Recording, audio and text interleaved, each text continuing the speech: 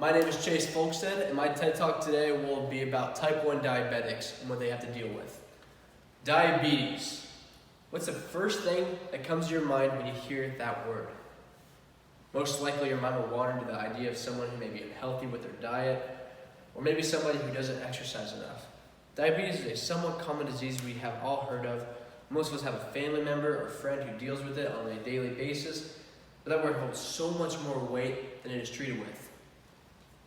The most common form of this disease is type 2 diabetes. This means your blood glucose or blood sugar levels are too high. With type 2 diabetes, the more common type, your body does not make or use insulin well enough to run properly. Diabetes is an epidemic that affects 9% of our population. With that said, it is a pretty common disease. 95% of people who are diabetic have the type 2 version of diabetes. But what about the other 5%? These are the victims of type 1 diabetes, a seemingly unknown and unspoken disease that very few people are informed on. They're simply grouped into the word diabetes, even though they have a completely different disease from a person that has type 2 diabetes. Type 1 diabetics, once known as juvenile diabetes or insulin-dependent diabetes, is a chronic condition in which the pancreas produces little or no insulin whatsoever. Insulin is a hormone needed to allow sugar to enter cells to produce energy.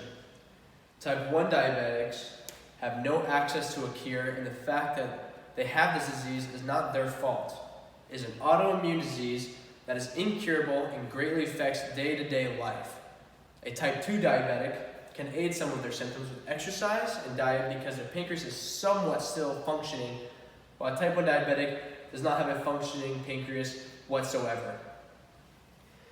A type 1 diabetic could have exercised enough, they could have had a perfect diet, and they could have just been a perfectly healthy child throughout their whole life.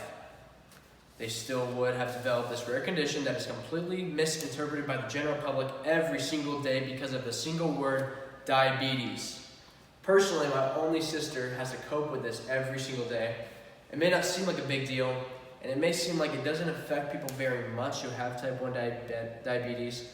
Throughout all the injections, all the doctor visits, all the finger pricks, and all the stress, my sister says the worst part about having this disease is the other people who think that she has type 2 diabetes.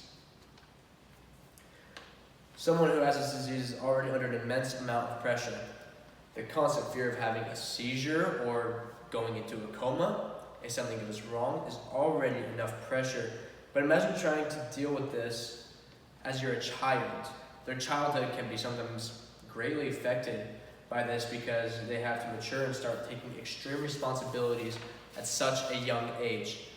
This is a disease that constantly affects them day and night, weekday and weekend, 365 days a year. They do not get a break. And due to this, everybody in their life has to be aware of their child's safety. But more commonly than not, people explain to her when she tells them, "Oh, don't worry, I have a grandfather who has diabetes," or "It's not that big of a deal, it's just diabetes." She describes trying to explain it to people like talking to a brick wall. General Society has heard so many times about type 2 diabetes and how that affects people and don't understand type 1 diabetes is a completely different disease that needs to be handled completely differently. It is more severe and commonly more emotionally straining. She can't seem to escape the constant things people have to say about what they think the disease is about. People will even tell her not to eat something, even though it has nothing to do with her diet as a diabetic. People tell her that she is unhealthy and that she should take better care of herself, even though none of this is her fault. She feels like she is viewed differently and viewed as lesser of a person because everybody thinks she did this to herself. Constant statements like, "Oh, you don't look like a diabetic," or "Have you tried this new juice? It can cure diabetes," bringing her here day and night. She feels ashamed of it and doesn't want to tell people, even some of her close friends, about this hardship. Type 1 diabetes can completely strip somebody's confidence. She goes to a summer camp every summer. It's called AZDA, and that stands for Arizona Diabetes Association. It is for kids just like her who have this diagnosis. She comes back every single year talking about going in next year. She makes best friends there and has a great time learning about other people that have this horrible disease like her. She explained that some of the only times she feels confident again and happy because everybody gets it. Things like this are exactly why more people need to understand and listen to what type 1 diabetes is all about.